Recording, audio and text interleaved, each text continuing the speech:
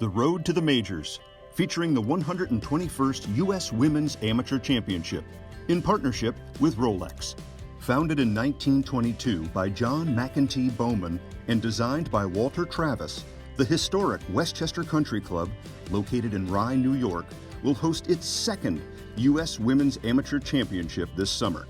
As soon as competitors arrive on site, they'll realize they are in a very special place filled with rich history.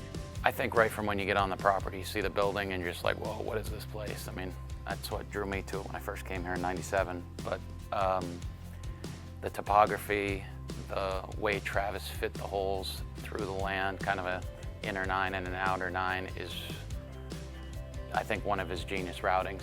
The way he fit it all in here, both the West, the championship course, and our family-friendly course, the South. But I think it's a true test for anybody.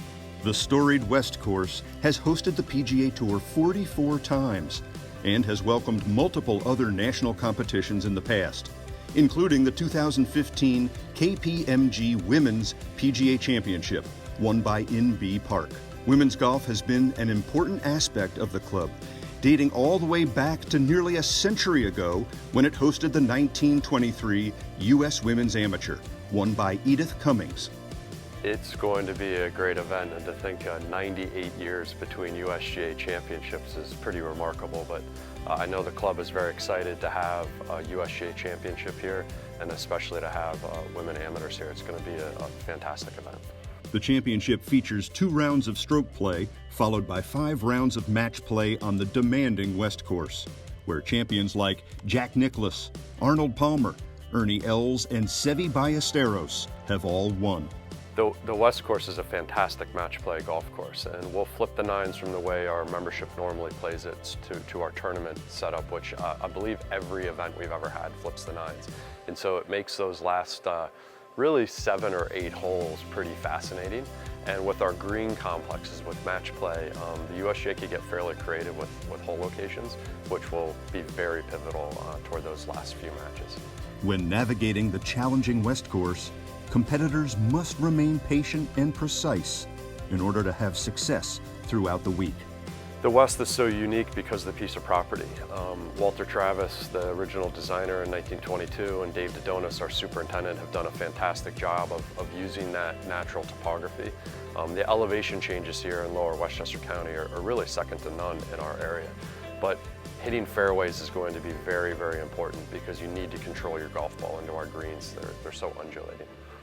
While both 9s present opportunities to score, there will be no shortage of challenging holes throughout the property. The front 9 is extremely picturesque. It's also a great 9 holes.